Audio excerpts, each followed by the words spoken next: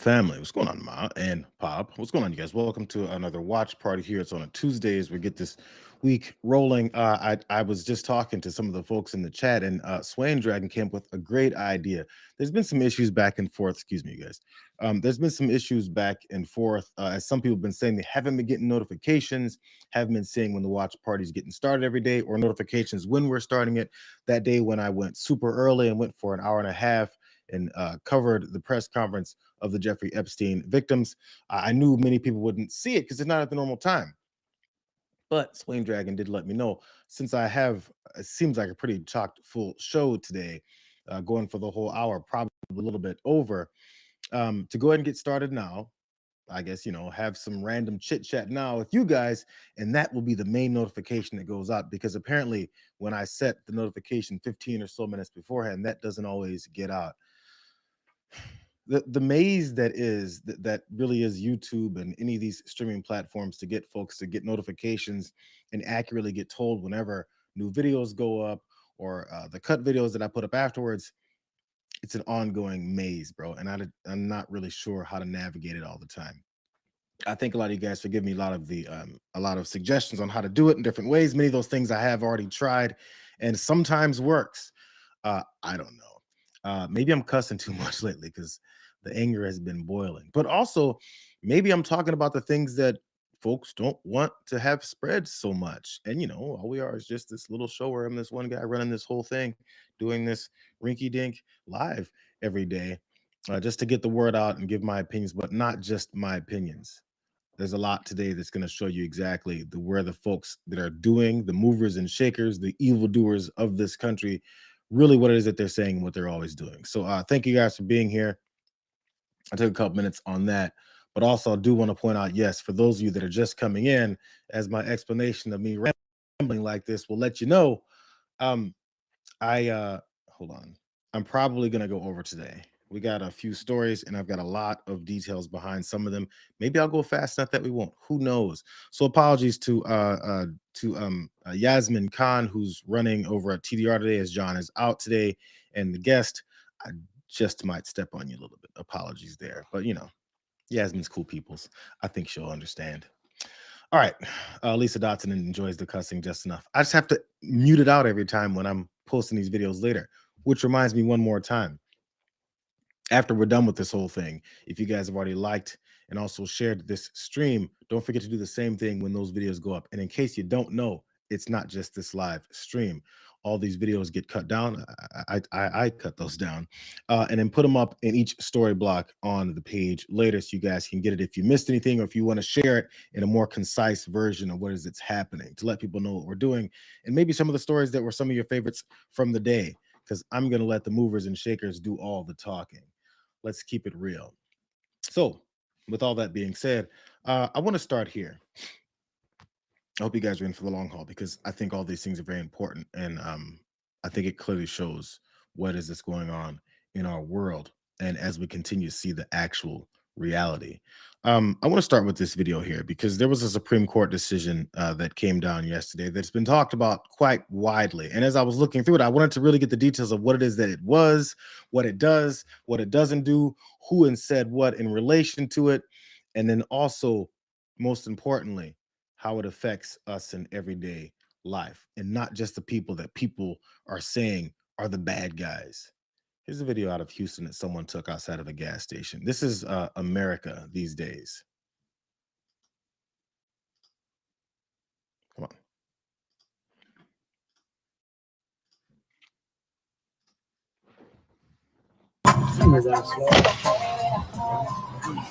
Yeah, let's go. I'm on you. I'm on you.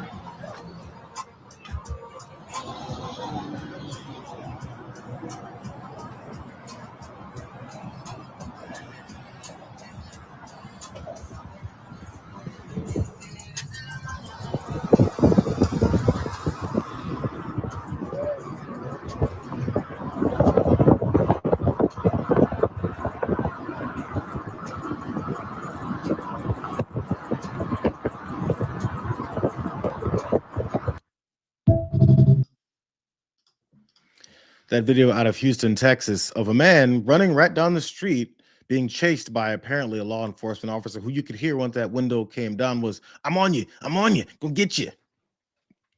And the caption there was wondering, can you even believe that this is happening in America? I have an answer. Yes, absolutely, I can. This is what America was built on. I just want to remind folks of that. This is why our history doesn't get taught so much. So this return to this is what leads us into this next video here from Representative Teresa Ledger Fernandez. And she's talking about that Supreme Court decision that I was mentioning off the top.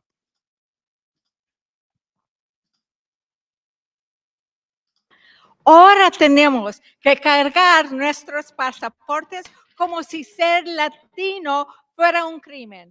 Mr. Speaker, I'm Latina, I'm a citizen, and I speak Spanish. My family has been in Nuevo Mexico for 17 generations. Today, ICE can now detain me if they hear me talking to my tía saying something like, hoy la Corte Suprema puso a todos los latinos en peligro de ser detenidos por ICE. Les dieron permiso de detener a cualquier persona que parezca latina, habla con acento en español o tenga un trabajo humilde.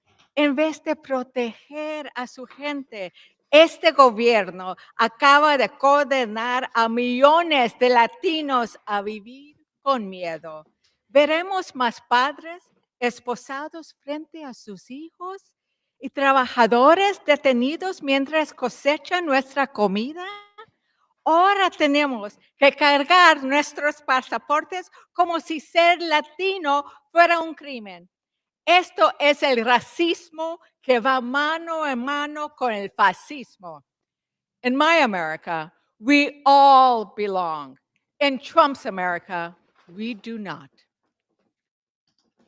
It embodies exactly what's going on. Representative, excuse me, hold on.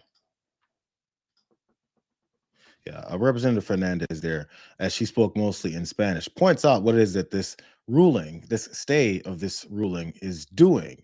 She can't speak like that, at least not on the streets, or else there may be some ICE agents that be running down her behind her going, I'm gonna get you, I'm gonna get you.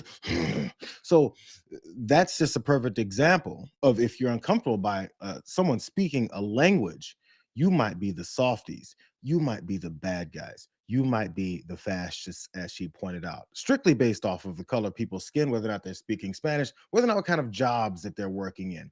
Here's some of the details behind that ruling.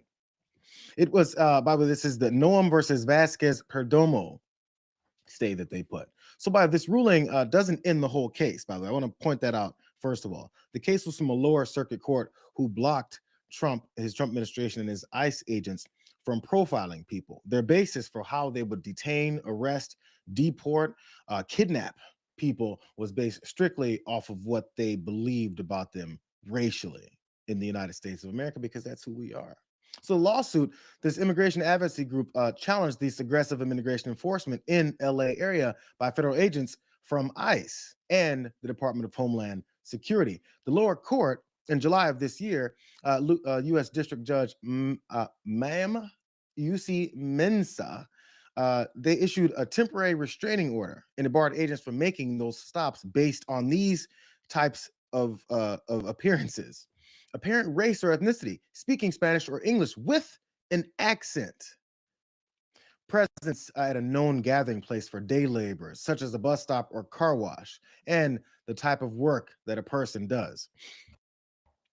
You can profile someone and arrest them and detain them based off of the type of work they're doing. I want you guys to think about it. I want to give you a nice pause to think about that more. So the Trump administration had an emergency request for the Supreme Court to jump in and give them their rights to racially profile again, based on, again, off of you having an accent when you speak, even in English.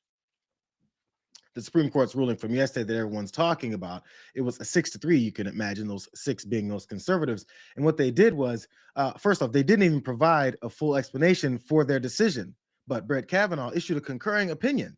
He said that while it's apparent ethnicity alone can't establish reasonable suspicion, it can be a, quote, relevant factor in the totality of the circumstances. So at the end of this whole thing, what their order allows is for federal agents to resume their disputed enforcement practices in California while the case continues its journey through the U.S. Court of Appeals for the Ninth Circuit. So I just want to make all of that part clear before we get into more of the breakdown and response from this stuff. Because again, it's supposed to go through its normal channels. The Trump administration asked for an emergency stay. It's an emergency. Our racism cannot be contained. It's boiling in our chests. You have to give us an emergency stay on this legal opinion from a lower circuit court that said, no, this is the United States of America. You can't racially profile and kidnap people based off of your racism. And the Supreme Court said, you're right. You can keep doing that. That is until the rest of these courts adjudicate it all. So I just want to give you guys those details. But this, I think, is very telling.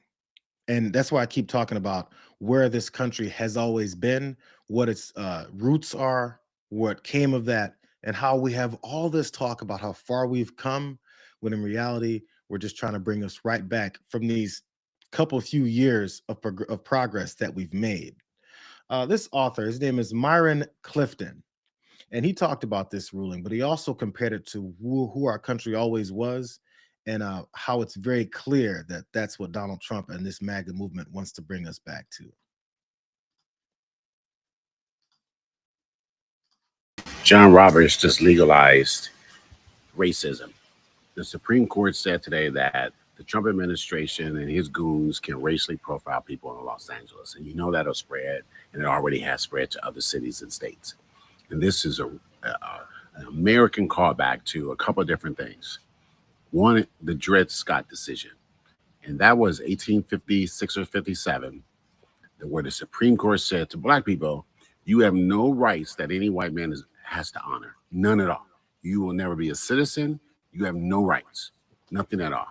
And 4 years later, it took a while, but 4 years later, the Civil War started. But it took 4 years.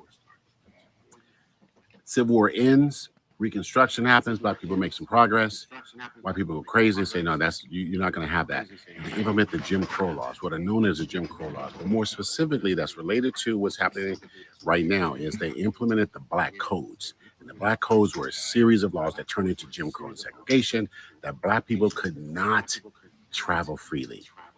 Yes, that was state to state, but you've got to drill down.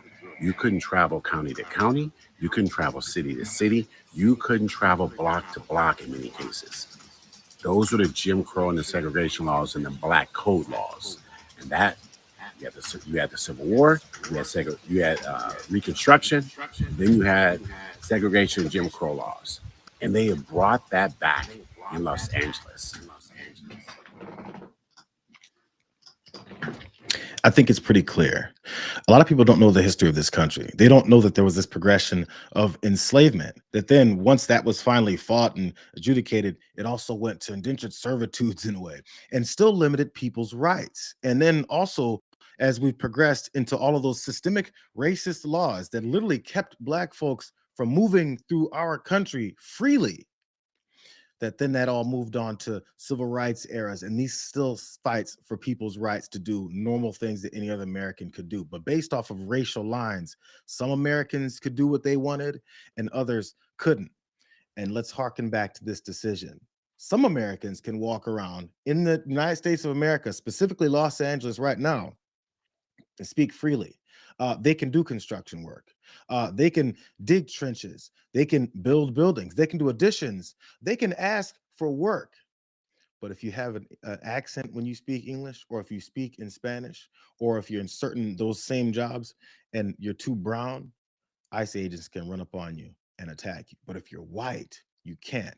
It's similar to how you couldn't move freely in the systemic racist nature of what was right before the civil rights era.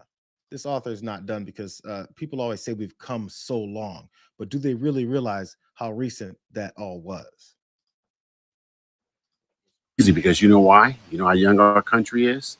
The civil rights laws that were passed and conceived in 1964 and 1965. Not conceived, but passed in 1964 and 1965. I was born in 64. So those Black codes were in effect when I was born. That Black people still could not travel freely, mostly throughout the South, but not exclusively. Couldn't travel out throughout the Midwest either.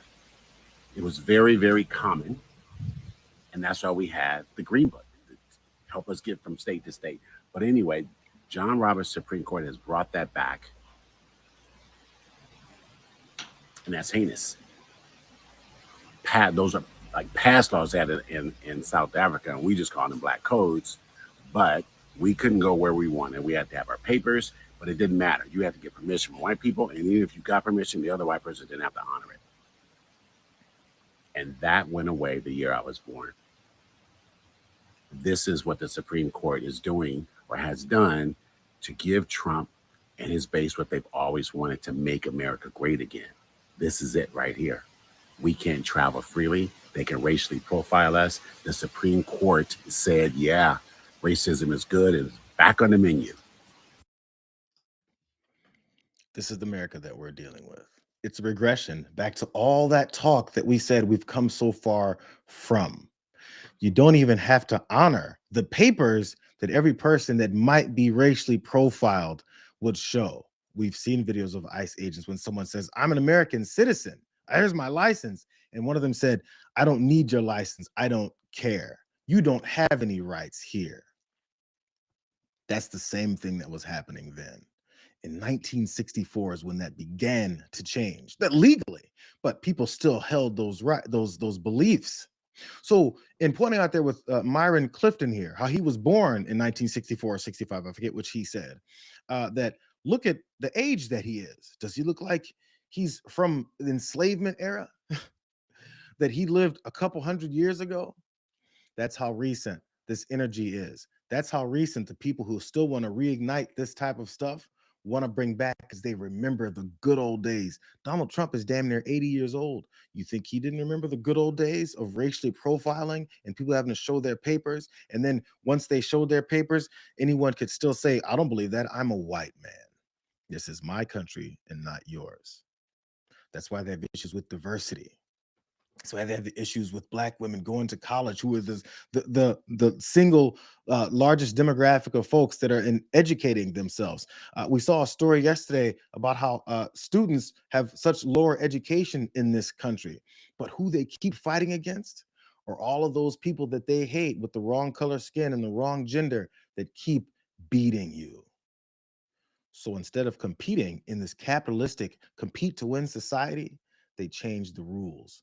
Black folks that have talked about systemic racism, this is what systemic racism is. So just in case you weren't around in 1964, I wasn't either, this is what it looked like. This is how it was implemented in our legal system. You co-opt the Supreme Court, pack enough racist ass justices on it as well, and they say things like, you know what? It's not the totality of the reason to racially profile, but definitely it's an element of it.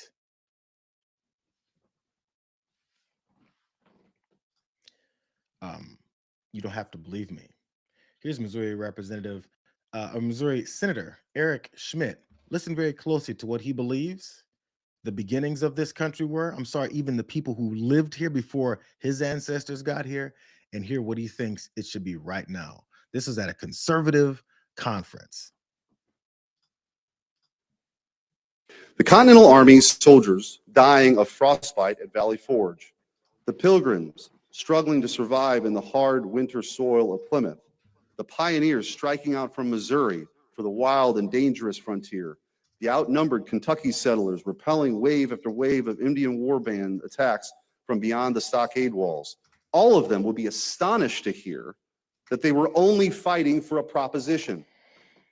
They believed they were fighting for a nation, a homeland for themselves and their descendants.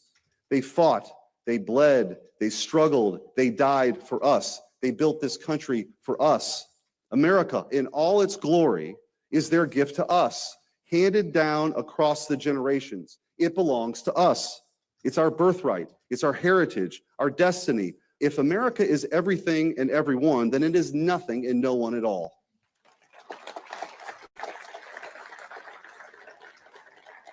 When they tear down our statues and monuments, mock our history, and insult our traditions, they're attacking our future as well as our past. By changing the stories we tell about ourselves, they believe they can build a new America with the new myths, the new people. But America doesn't belong to them. It belongs to us. It's our home. It's a heritage entrusted to us by our ancestors. It's a way of life that is ours and only ours. If we disappear, then America too will cease to exist. I'm gonna look at that a little closer. I really hope that that was AI. I really do. I've watched it 3 times.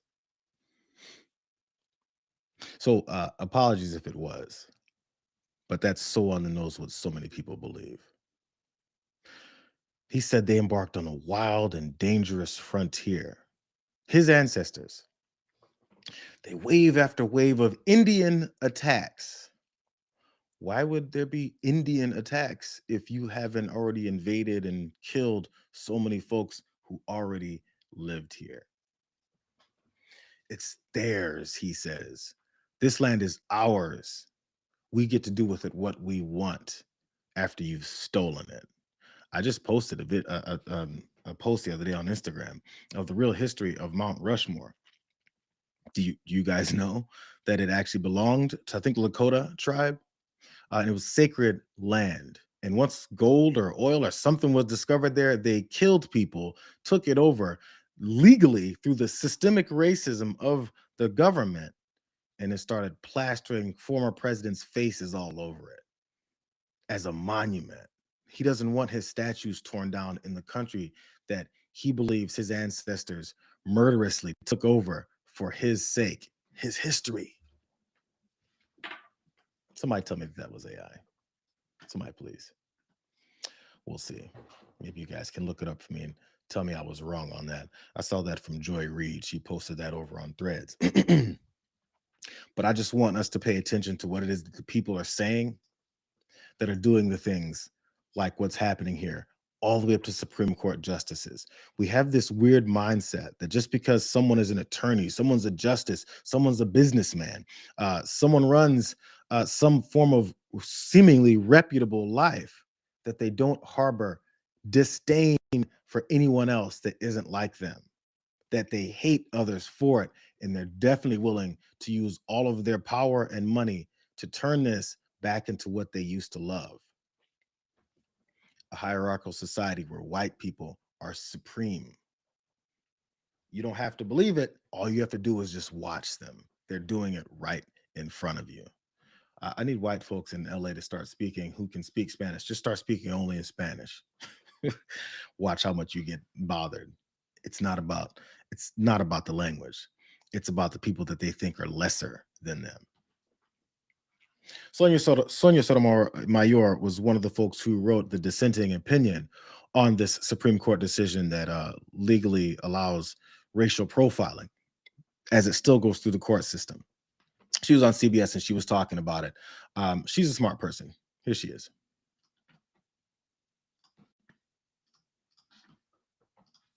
Viewers are going to be wondering about this case yesterday about enforcement actions in Los Angeles. You say it opens the door to what amounts to racial profiling. Your colleague, Justin Kavanaugh, says it's just common sense to look in the areas where immigration violations are most likely. What he says is common sense, you say is unconstitutional. Help us understand that. I can't and I won't. It's a pending case right now. And as a result, I don't talk about pending cases before the Supreme Court. We've decided this one issue, but the case is going back down. There will be further proceedings in the court below. And so you have to rely on the public reading what we write. Do you think the words speak for themselves, what you said? Oh, I think so. I think I try to be as clear as possible to explain to people, as I think I did in the opinion, the reasons why I believe it's unconstitutional. And many of my reasons are based solely on the precedents that have established what reasonable cause for police to stop individuals are. So she says she can't and she won't explain why she believes it's unconstitutional because she had it in her dissent. Well, I'll read a piece of that dissent. The part that everyone has been quoting.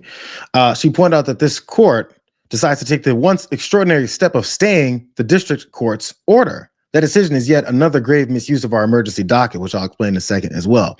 She said, we should not have to live in a country where the government can seize anyone who looks Latino, speaks Spanish, and appears to work a low-wage job, rather than stand idly by while our constitutional freedoms are lost. I dissent. Powerful words, true words, but then pointing out what it is that the rest of this court then decided to say is American and constitutional. She did point out the misuse of that emergency docket. She explained about the emergency docket and why there was a misuse of it as well, on top of the horrific decision to allow this to continue. So you do write in the opinion that this is a misuse of the emergency docket. It gets a little technical for people, but basically there are two tracks for a Supreme Court case. There's one that goes through oral arguments, and then you get kind of a vote and decisions. And then there's this emergency docket, sometimes called the shadow docket. Why is this a misuse of that docket? You're starting at the wrong starting place. Cases start in the lower courts, district court, then circuit court. If you disagree with what the one judge decides on the district court, you can go to a panel of judges, which is called the Court of Appeals. And from there, you go to the Supreme Court. The emergency docket is just that. It's a situation in which you're trying to bypass the decisions of the lower court before they're finished. You want the Supreme Court to intervene early in the case. That's why it's called an emergency docket, not because it's an important issue as such, but because it's bypassing a normal process. And so when someone says that it's a misuse of that process, they're talking about whether it's right for the court to intervene at that moment. So the court listened to the Trump administration's pleas for an emergency stay to this, so they bypassed the regular process, which is why she couldn't answer from the beginning about her full opinion about it, because it's still going through the normal process of lower courts. They just skipped by it and said that lower court's decision, we're going to pause that for a second and let you continue to racially profile. That is, until however long it takes to go through all the other processes. So there's more courts to determine it, more courts to decide, more appeals to be made. In the meantime, have at it. This is America. So the ACLU was speaking at a press conference yesterday in Los Angeles about it as well, too. This is what they said. We should not have to live in a country where the government can seize anyone who looks Latino, speaks Spanish, and appears to work a low-wage job, wrote Justice Sotomayor. The government, and now the concurrence, has all but declared that all Latinos, U.S. citizens or not, who work low-wage jobs are fair game to be seized at any time, taken away from their work, and held until they provide proof of their legal status to the agent's satisfaction, end quote. Justice Sotomayor is exactly right. We cannot accept a society where people are treated this way because of how they look. A mark of authoritarianism is a country where the government can stop you and ask you to show your papers. Papers, please. That is not Los Angeles. That is not America. And that is not the country that we want to live in. I just need a little bit more fire from the people who are ready to fight back against this. It's such a calm talk about what it is that's happening. It doesn't allow people to really realize the severity of what's happening. I'm purposely trying to keep it down today because I've been yelling a lot lately, but I really want to explain what it is that we're seeing and what's happening and what the next steps could be. That's really my main reason. But when you're working here at the ACLU, and I'm not going to have too many issues with what it is that they're saying. It's just, if people are watching it, they may gloss over and be like, he's speaking very normally and academically and in lawyer speak about this authoritarianism. Sometimes it's going to really take hold within American cities. And if we don't fight back, and we're going to quote Justice Sonia Sotomayor, no, listen, it's time to take to the streets. They are already in the streets. Every time Tom Homan goes on Fox News and barks about the people that he's going to go take over and eliminate people's rights and bypass the Constitution, and we got rapists, criminals, and drug dealers constantly, he's screaming about it, that fires people up to think that that's the right way to go, because we're stupid in this country. Our education system has been purposefully suppressed, so people don't have the mindset or understand how our system of government works, don't understand what the justice and court systems are supposed to do, don't understand any of it, don't even realize that the legislative branch could have stopped all this a long time ago. And the fact that they're not means that you have to go after the legislative branch first. They're the people who are facilitating fascism. There's a reasons why those founding fathers that we love to praise, who are all about the roots of this country being based in enslaving people, and that people are lower second-class citizens that aren't even full human beings, that we love to praise these racists. For some reason, we won't point out the fact that they put this system in place to protect white people from someone who wanted to be a king and then rule over everyone else. And the only way that's begun to be allowed is because there's other facilitators of kings. One of them's named is Mike Johnson.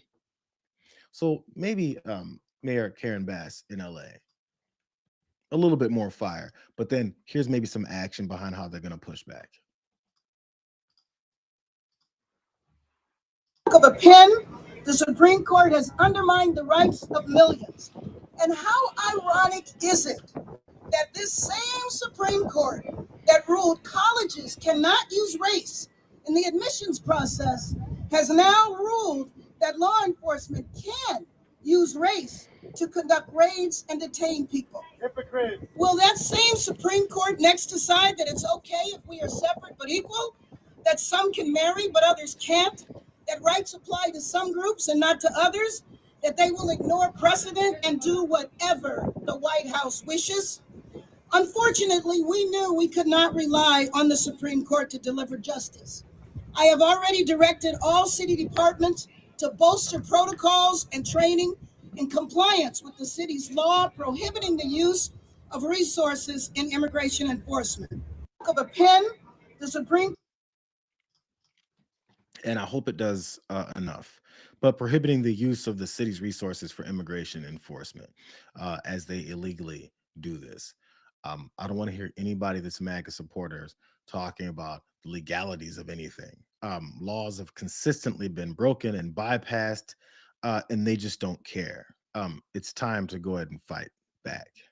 It's just time. And you protect your cities, you protect the citizens in those cities, because after they finish taking away a certain number of people's rights because of the color of their skin, it's going to move to another reason, because authoritarians don't get full, just like capitalists. Severe capitalists don't get full. That's why those billionaires showed up for their oligarch party at Donald Trump's White House the other day and said, yo, how are we going to get together to make sure we get trillions more and then harvest Americans' resources for it? They don't get full. They can't spend the money. So authoritarians don't get full off of the power. And apparently starting here, they also don't get full off of child sex trafficking. That's the bigger story that happened also yesterday. But before we jump into that, I just want to let you guys know it's already 32 minutes past the hour. I'm going over. So apologies to Yasmin Khan again over at the Damage Report, who's filling in for John today, and guest. I think he mentioned the guest yesterday when I was on, but I can't remember now. But I'm gonna keep talking a little bit because I want to get all this in. Let's go with Thomas Massey, one of few Republicans that are actually trying to get to the bottom of this Jeffrey Epstein thing, despite the fact that Donald Trump doesn't want to get to the bottom of this Jeffrey Epstein thing. Is it that the Republicans fear Trump so much, but they agree with you privately? How they just talk about that for a minute? Yeah. Is that it? That's it. That's it in a nutshell. I don't think my colleagues are happy about covering up for pedophiles, but that's what's happening. And it's so sick and twisted. The reason they're doing it is because they're terrified of President Trump's political machine. Not just his legislative affairs folks are reaching out from the White House to every Republican member of Congress who might think about co-sponsoring this. They're getting calls from the political machine that Donald Trump runs. We've got members of Congress who have aspirations of running for statewide office, and they can't win a statewide office in a Republican primary with Donald Trump on the other side. So they're terrified of him, with three big exceptions. 3 women. have co-sponsored this resolution. Marjorie Taylor Greene, Lauren Boebert, and Nancy Why aren't Mace. they terrified of President I Trump? think, number one, because they're women, they feel obligated to take up for the women who've been abused. Thomas Massey described a suppression of rights and principles from these folks who are elected officials because they have aspirations for growth and political expediency in their own right. This is not a democracy, is what he just described. These are a bunch of people who are kowtowing to a dictator because that's the only way they're going to get political power. Despite the fact that Jeffrey Epstein's birthday book has finally been given to from the Jeffrey Epstein estate to the House Oversight Committee that's been asking for it. And wow, here's that picture that Donald Trump and them said doesn't exist. The outline drawing of a woman with this weird, poetic, creepy, nasty message between him and Jeffrey Epstein and all the secrets that they hold, with this scrabble signature at the bottom where he would imagine a woman's pubic hairs would be. By the way, it's not lost on many people that the way folks pointed out the way this message probably looked, it kind of looks a little more prepubescent than what people thought it would look like. But still, this is what Trump said at the time. I'm just gonna give you guys a full laydown of what is there where he started and then where the excuses now are. This is maddening stuff. Here's Donald Trump when that Wall Street Journal article first came out talking about the birthday book. Do you think that drawing, I think I heard you say something the other day, that the drawing that was the subject of the Wall Street Journal report. I don't do drawings. I'm not a drawing person. You think it was fraudulent? I don't do drawings. Sometimes people say, would you draw a building? And I'll draw 4 lines and a little roof, for a charity stuff. But I'm not a drawing person. I don't do drawings of women, that I can tell you. They say there's a drawing of a woman, and I don't do drawings of women. And also, Epstein was always a very controversial guy. I was at a very high position, pretty much all my life. In all fairness, I've been doing this for a long time. I had the top show on television. I had the #1 bestsellers. I had everything, right? And I was a very successful business guy. He was a very controversial. Who would do a controversial drawing? Now, with that being said, they say there were many letters done by many people. And in many big people, big successful people, but I just don't. When you talk about files, I just keep going back, and other people too. Even the enemy says this thing is not correct, because if we had it, we would have used it on the guy. It's a bad issue. They say it's a good issue for Trump. Do you know that my poll numbers are up 4.5 points? And ramble and ramble and ramble. Again, that's when the Wall Street Journal article first came out talking about this birthday book, which, by the way, it can't be used for all those bullshit excuses that he kept going with because it was at the Epstein estate. Also, the files during the Biden administration, I just read this yesterday. Many of those files were also locked down and kept from them having access to then using them the way that they keep saying if Joe Biden had access to this, he would have used it and he would have plastered it all over during the campaign. The lies stack upon themselves so quickly. Before you dispel the first 5, there's another 15 on top of them. But I just want to point out the fact that he and J.D. Vance kept talking about how he does not have drawings. Even Eric Trump, his dumbass son, said the same thing. He doesn't have drawings. There's no such thing as drawings except for those drawings that we kept seeing. J.D. Vance said this at the time as well, too, because he figures, if he says it this way, people will start believing him. Forgive my language, but this story is complete and utter bullshit. The Wall Street Journal should be ashamed for publishing it. Where's this letter? Would you be shocked to learn they never showed it to us before publishing it? Does anyone honestly believe this sounds like Donald Trump?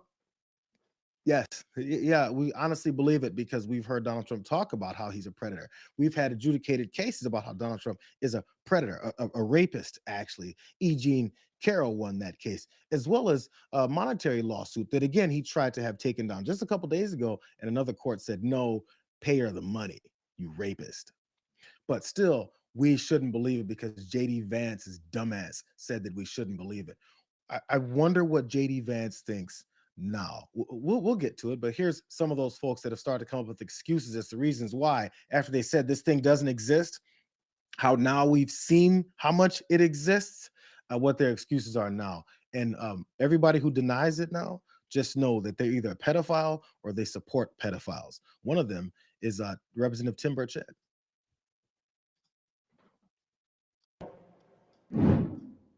I mean, anybody can do a signature. We've seen the auto pen's been used quite a bit with the Biden administration. So I've never known Trump to be much of an artist either. So I kind of draw that into question. There's a history of him drawing. The thing is, it's been there for 4 years and now it's just come out. I just don't buy So it. you think really someone might have just forged this somehow and sent this to the app? Somehow it's so easy to do. I just don't buy any of it right now because we have a prior administration that's had a history of dishonesty, and they bring something like this out now. Why wouldn't they bring it out during the campaign?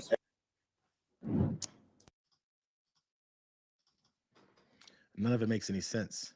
Tim Burchett is either that stupid or he thinks people he's talking to are that stupid. It's probably both.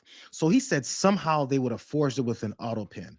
I want you guys to think about when this book was put together. In 2003, Jeffrey Epstein's birthday, 2003, and there's tons of submissions to it, which I'm going to get to as well, too.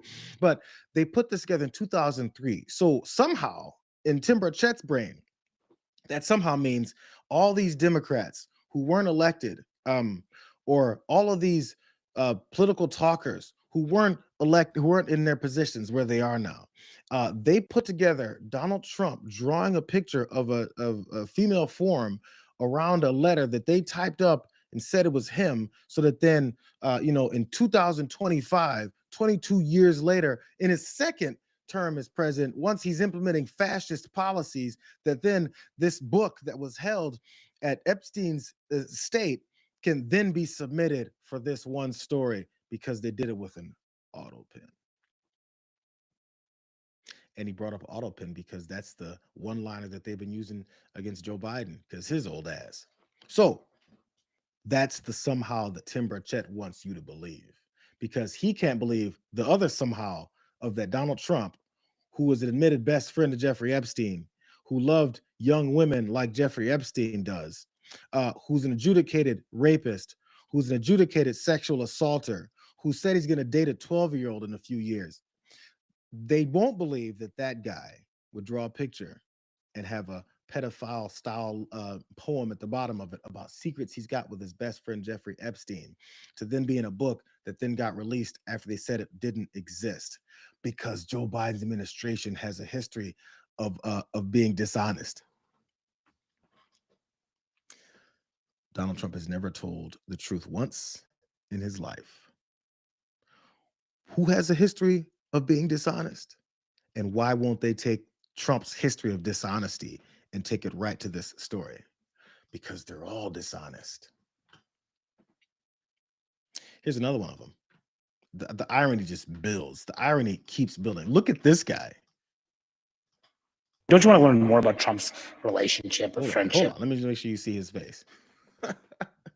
Don't you want to learn more about Trump's relationship or friendship with Epstein? No, I want to have Director Patel in next week where we'll ask him about all kinds of things. I haven't seen it. Don't buy it. Jim Jordan has no curiosity about it. He's going to have Director Patel come in, the guy who's helping him cover it up. Jim Jordan has no curiosity about Donald Trump's relationship with Jeffrey Epstein and this now book being revealed. And he doesn't even want to look at it. You know why? Because Jim Jordan has also been accused of looking the other way when he was a wrestling coach up in Ohio. And his wrestler said, yo, there's this guy in here who's assaulting us. And he said, I don't want to see it. I've never known anything about that guy. All I know is that I'm okay with sexual assaulters, especially towards children. That's Jim Jordan. He has a history of this. Speaking back to Tim Burchett, talking about how someone has a history of dishonesty. Jim Jordan has a history of looking the other way when sexual assault happens. So I think it's kind of weird that we're listening to these guys. Here's another one of these dumb fucks. I told myself I wouldn't do it. Here's James Comer. It's appalling that Democrats on the Oversight Committee are cherry-picking documents and politicizing information received from the Epstein estate today. You notice he didn't point out some of that information or any of the documents that they've received from the Epstein estate. He won't even say birthday book. He won't even say what it is they received because he doesn't want anyone to look into what it is that he is cherry picking to avoid. What has James Comer brought up that is not cherry picked? I have a really good answer as to how you can avoid all the cherry picking those Democrats are politicizing this over. Is you can show us everything in it that actually wasn't cherry picked. What's the rest of it? Show me the rest of the cherries, bro. Show me all the leaves on the vine. Show me exactly what it is that's in this book that's been cherry picked but's been avoided. Give it to us, bro. You're like the chairman of this whole committee. Show us what's in it. But you know what? All he's got is a tweet saying it's been cherry picked. You know, if I've got a full document and I've got the power to do this, and other folks in my same committee have cherry picked all of it, I'd go, here it is. What? Look at their lies. Here's the rest of it. James Comer isn't doing that. Caroline Leavitt jumped on the train too. I'm sorry, the pedophile supporting train. She tweeted, the latest piece published by the Wall Street Journal proves, in all capitals, as long as she puts it in capitals, I guess it's truth, proves this entire birthday card story is false. As I've said all along, it's very clear President Trump did not draw this picture and he did not sign it. President Trump's legal team will continue to aggressively pursue litigation. Furthermore, the quote reporter who wrote this hatchet job reached out for comment at the exact same minute he published his story, giving us no time to respond. This is fake news to perpetuate the Democrat Epstein hoax. Maybe she's upset that he didn't give her a full day to come up with the next batch of lies and the next batch of trying to discredit him based off of the truth that they revealed. Yo, the other story came out months ago. Have you concocted your excuses yet? The best they've got is that the Wall Street Journal piece proves that Donald Trump didn't do any of this stuff. Hey, you know what I've got? I've got the Wall Street Journal piece that she said proves it. I read the whole thing. You won't be surprised to hear that none of it proves it. Here's a couple parts. In fact, what it does is the opposite. From that Wall Street Journal article that Caroline Leavitt said proves he didn't do it. On Monday, House Oversight Committee members confirmed that they received a copy of the birthday book, including the letter bearing Trump's signature, and a second letter that references Trump with a crude joke about a woman from another Epstein associate. The Wall Street Journal in July reported on the book and the letter bearing Trump's name, which contained typewritten text framed by the outline of a naked woman. The letter concluded, "Happy birthday, and may every day be another wonderful secret." The signature was squiggly Donald below the waist, mimicking pubic hair. Wait, that first part didn't prove Caroline Leavitt's point. Maybe this part will prove Caroline Leavitt's point. Let's see. From that same article, Trump has denied writing the letter or drawing the picture, calling it a fake thing. He also filed a lawsuit against the Journal's reporters, Journal publisher Dow Jones, parent company News Corp, and executives, alleging defamation and saying the letter was non-existent. Okay. A Dow Jones spokeswoman said, "We have full confidence in the rigor and accuracy of our reporting." Caroline Leavitt, the White House press secretary, the liar that we're talking about right now, said in a social media post that Trump's legal team will continue to pursue its defamation case against the Journal. Quote, "As I've said all along, as I just told you guys, it's very clear President Trump did not draw this picture and did not sign it," is what Leavitt posted that I just read about. I'm still waiting for the part of this Wall Street Journal article that proves Caroline Leavitt's point. If you guys don't believe me, you think I've cherry picked the way that James Comer says that Democrats are cherry picking, you can read the whole article. It's it's in the Wall Street Journal. It's really easy to find. Here's the last part that disproves what Caroline Leavitt said proves. Lawyers for the co-executors of Epstein's estate turned over a copy of the birthday book on Monday in response to a subpoena from James Comer, the chair of the House Oversight Committee. In a July 25th letter to the Epstein estate's lawyers, Representative Robert Garcia and Representative Ro Khanna had pressed the estate to release the book. I'm still trying to figure out how this birthday book that the Wall Street Journal reported on in July had Donald Trump with this picture that we just saw, with exactly what they described it looking like and containing, how was somehow been proven to be a full lie, when at the time he said it didn't exist. What made it come out of thin air? Is this motherfucking David Copperfield? What magician type of shit is this? This guy should be out on the street in Las Vegas or something. No, he should have his own show. This guy can pull a birthday book out of his ass. James Comer, who said this has been cherry-picked, was a part of the committee that subpoenaed this book. Why is James Comer, who's calling this a cherry-picked pieces of evidence, somehow concoct an entire book out of thin air when it didn't exist? They're really bad liars. Remember, you guys, remember earlier, JD Vance called it bullshit? Remember earlier he said that? This is what he's saying now that it's been proven that he's bullshitting. This is in response. He piggybacked off of Caroline Levitt's lie. He said the Democrats don't care about Epstein. Oh, we've gotten here now. They don't even care about his victims. That's why they were silent about it for years. The only thing they care about is concocting another fake scandal like Russiagate to smear President Trump with lies. No one is falling for this BS. That last sentence is right, but it's about you. No one is falling for this BS. The people who are supporting you aren't falling for it. They're following along. Thomas Massey said that in the beginning. You guys are afraid of this old rickety pedophile. You're afraid of him. But I hope you keep your children from him. Just because you support it doesn't mean they should be victims as well. No one is falling for your bullshit. But still, the Democrats don't care about Epstein. That's weird. That's weird. Here's another post from that same guy. His name is JD Vance. Do you guys know who he is? This is in September of 2021, back when the Democrats didn't care. Remember when we learned that our wealthiest and most powerful people were connected to a guy who ran a literal child sex trafficking ring? And then that guy died mysteriously in jail. And now we just don't talk about it. Kind of weird, isn't it? It's weird how JD Vance's evolution from saying that we should have done something about Jeffrey Epstein and that rich and powerful people are connected and all in it, then shifted on to this story about rich and powerful connected people being connected to Jeffrey Epstein because it's Donald Trump. It doesn't exist. Oh, now that it exists, Democrats didn't care about it. Except now JD Vance doesn't care about it. Do you know why he doesn't care about it? Because this guy has told many cameras that he doesn't care about it. Mr. President, I know you've urged people to move on, but I'm curious, why do you think your supporters in particular have been so interested in the Epstein story and so upset about how it's been handled? Why do you think that is? Why they would be so interested. He's dead for a long time. He was never a big factor in terms of life. I don't understand what the interest or what the fascination is. Are you still talking about Jeffrey Epstein? This guy's been talked about for years. Are people still talking about this guy, this creep?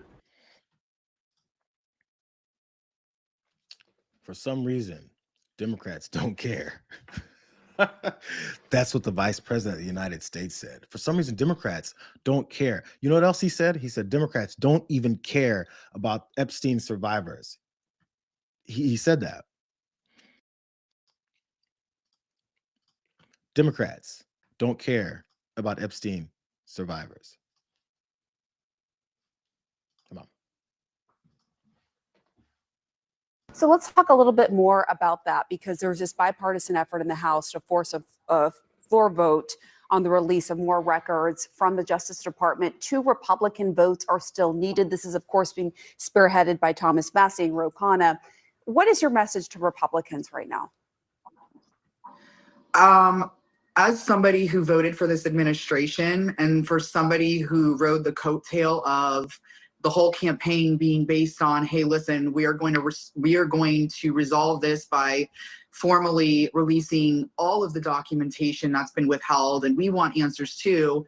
You know, my party didn't show up for me. My party was a very big disappointment for me.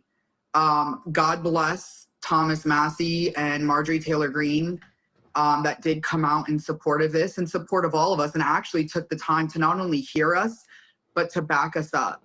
And I think that they are equally disappointed in their own party. So I think what is what you're seeing now and what I'm seeing now is there are a lot of Republicans that are up in arms about this because, again, this goes back to his campaign, and pretty much everybody in his administration said that this would be something, would be a priority, and that they would release the files. So I am extremely disappointed, for sure. Registered Republican, Donald Trump supporter and voter, partially because he said he was going to get to the bottom of this, says that my party didn't show up for me. This is a huge disappointment for me. And JD Vance just told her and the rest of anyone else that supported these guys, Democrats don't care. And let's stop talking about this.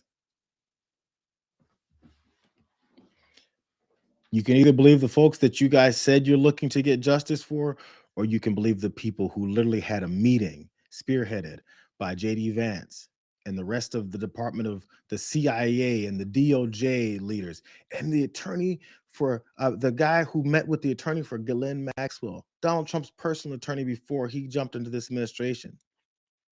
That meeting to have a strategy session on how to cover this up. They lied and said they didn't have that. And then they had it. There has to come a point when we just admit the obvious. We're being run by criminal pedophiles and people that cover it up because they're fascist and their insatiable greed for power and control over the country, they will not release. They're violent. There's a lot more, you guys. There's a lot more. It's damn near 1 o'clock in the East.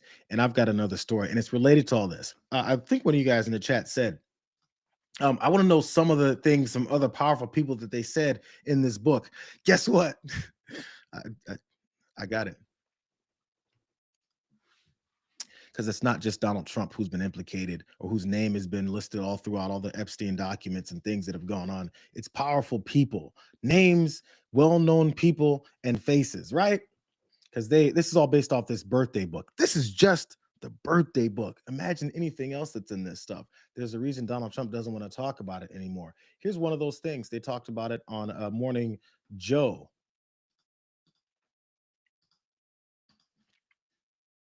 Second entry in the Epstein birthday book released yesterday, which appears to mention Donald Trump. Again, according to the Journal, the page was reportedly compiled by a member at Mar-a-Lago who included a photo of Epstein and others holding up a giant fake check purportedly from Trump to Epstein for $22,500. The attached letter jokes that the check was payment for a deal in which Epstein sold Trump a, quote, fully depreciated woman in 2003. There was an entry in that birthday book. It was joking about how they had a battle over a woman. And so jokingly, someone wrote a check to Jeffrey Epstein for a depreciated woman. I mean, it's not like they were talking about trafficking women or anything. It's not like they saw them as property. Nothing to see here, right? That was one of the first things that people are noticing from some of the entries in this book. But a former U.S. attorney, Barbara McQuaid, was also on that show. And I think what she said in response to what it is that has these guys so shook is important before we get into the details of what it is that was in this book.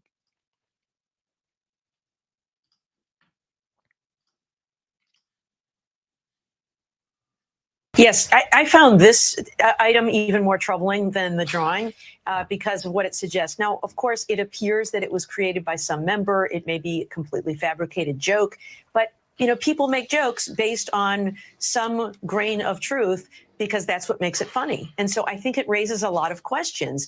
I also think the drawing suggests, you know, the drawing itself is sort of bawdy, but it suggests a close relationship with Trump, if it's authentic, referring to Jeffrey Epstein as his pal and that they have secrets together. So I think it raises a lot of questions. But one thing President Trump could do immediately is to say, in an effort to clear my name once and for all, I hereby direct the Justice Department to disclose every piece of material, whether it's a document, an image, or a video that includes me. Let's put that out there and let's put this scandal to rest. He could do that, but he's not.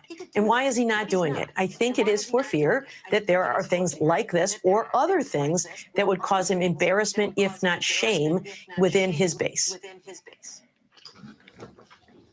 It could be worse. Matter of fact, it must be. They didn't even want this to come out.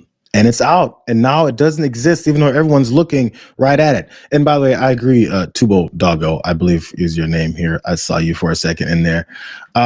Tube Doggo. Yeah, Morning Joe does suck. Apologies. But they did present that photo and that picture in ways that I didn't have set up to go over my shoulder. So I used that moment just to illustrate what's happening. Apologies for the Morning Joe clip. But there's people and revelations in this birthday book. So there's going to be some stuff that I'm going to go through and read. There's multiple entries that I'm going to go over. By the way, it was hundreds of pages. It was a damn encyclopedia of creepy shit. No, some of it wasn't creepy stuff. It was talking about his whole life. It's a birthday book. But from his pals that participated in the same things that he was convicted of participating in, and I'm sorry, completely running for years. This is some of those things. If you guys, if some folks are triggered by some of these things, this is your warning. Here we go. This is what Donald Trump wants to cover up. That he said doesn't exist. From January 20th, 2003. Dear Jeffrey, I wanted to get you what you want. So here it is. Oh, and there's another drawing. It's weird. It's like people figure they can have some drawings of boobs and stuff and naked women, and then that's something Jeffrey Epstein's all about. Happy birthday, your friend. I think it says Leslie. Who knows? These people have horrible handwriting, which you're really going to find out. That was one of the more surprising things. Here's another one.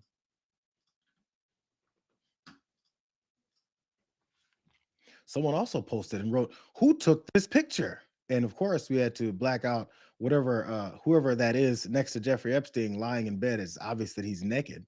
And the marking post on that old photo was August 31st of 1991. But, let's just talk about all the naked people you had in bed with you, because that's something that people joke about when they're not about what it is that we saw Jeffrey Epstein get, convicted of and eventually die. Here's another one.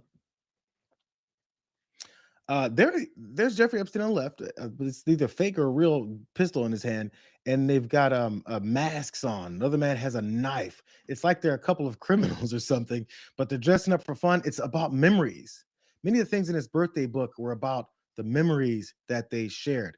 There was a whole, I think I had the full picture somewhere, so let me see if I can find that one. There was an explanation as to why. There it is. Here, let's go to this one.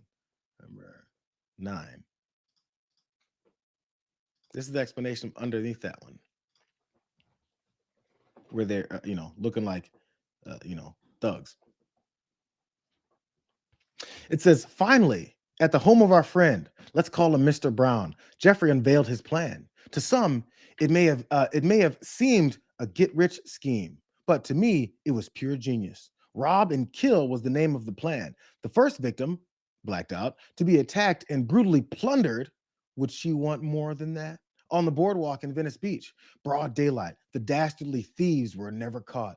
Postscript, I retired from the life, but I recently read an article in New York which led me to believe that my old friend, Mr. E, had continued on and become an industry leader. Just old friends talking about how they plundered women with guns and masks and knives out because maybe she wants more. I wonder who's in that picture. I mean, we could find out if, maybe we had more of those files that Donald Trump and Mike Johnson said they really, really want to release, but, they don't want to get anybody involved that wasn't really involved. Here's more. No, here's more.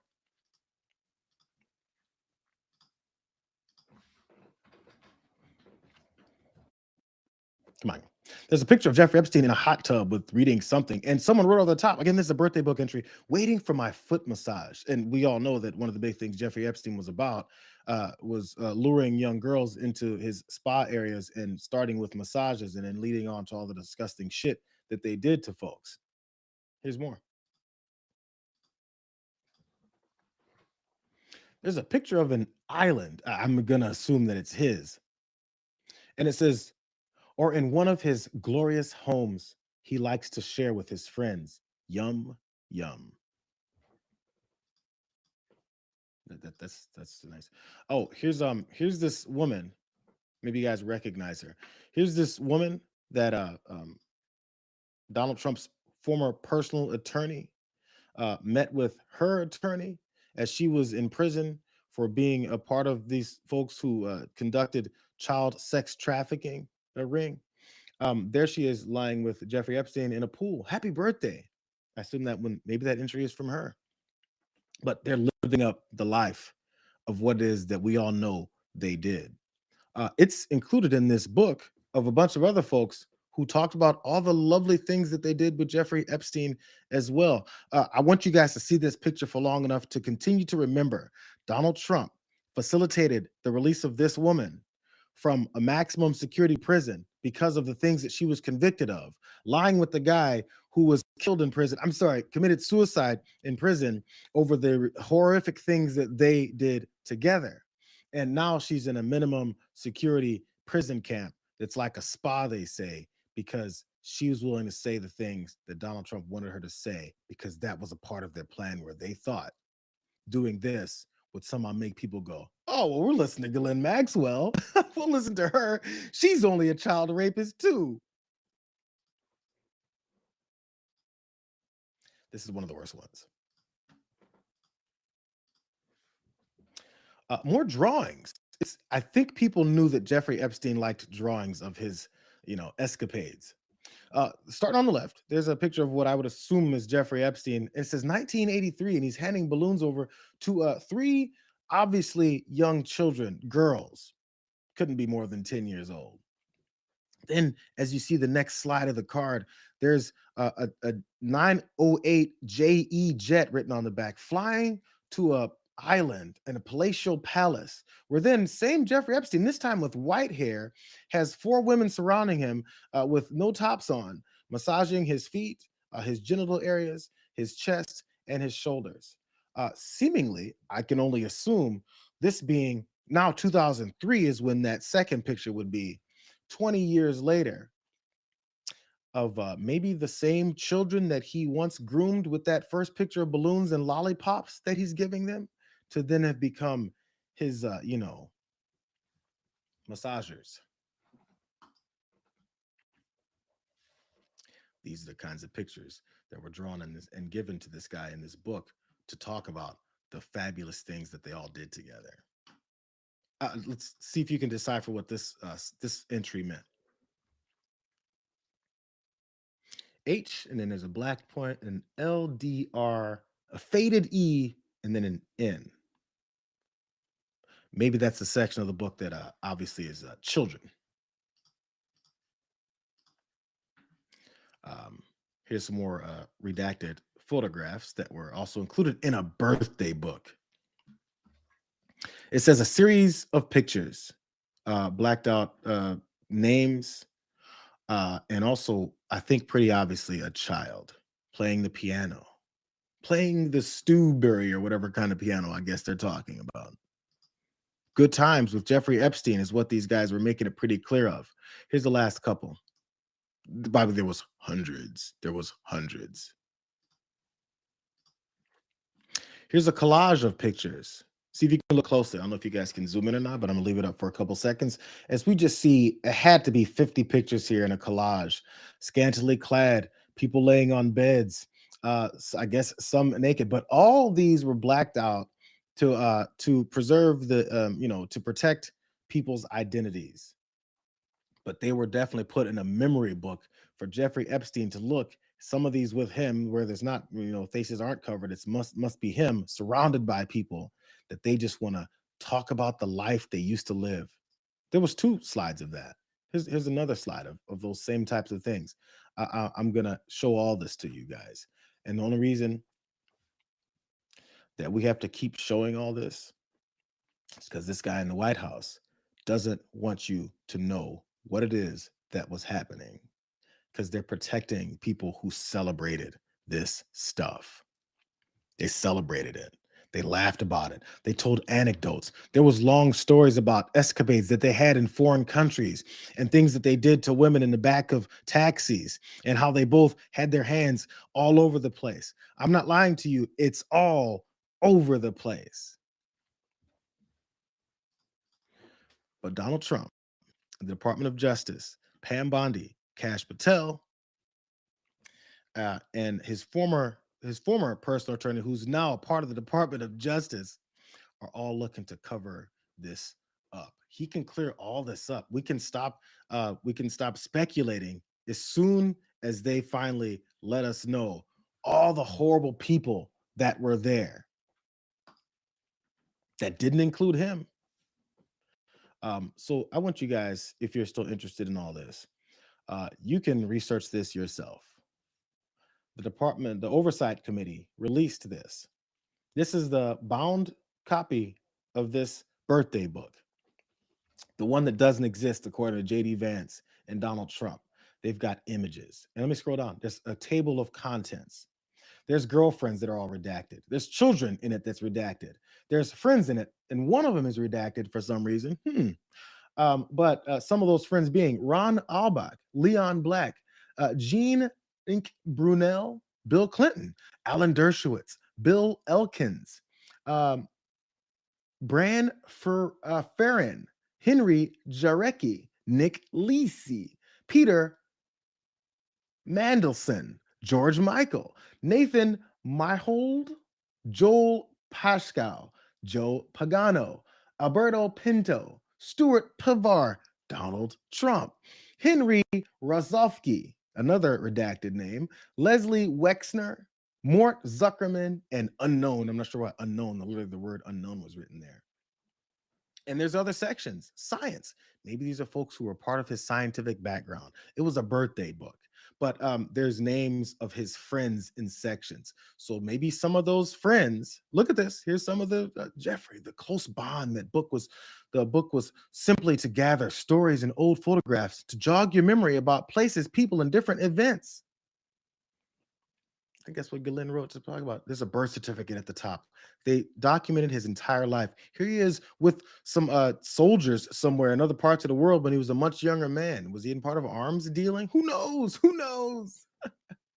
His Cub Scout graduations, his baby kid pictures, his pictures when he was maybe in his 20s. Oh, back when you were young and had all that hair, Jeffrey. This is a book. This, if you flow through this, it's 238 pages. And in all of those 238 pages, intertwined in that is those moments that I went through, only like 13 of them. And that seemed pretty long already. So, as usual, the projection is real. You hear them talk about how we're run by this shadow government of elitists and rich people who peddle around children and traffic them and use them like pieces of meat. The only problem is that they're a part of it too.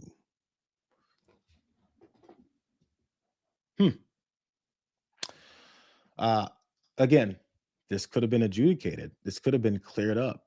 And if Donald Trump has nothing to do with it, he can give us way more than this. Way more than this. But will he? And why won't he? Michael Wolff, author Michael Wolff, who's been exposing Donald Trump for years, has something to say about that. He was on Midas Touch Network, and he talked about some of these things as well, too.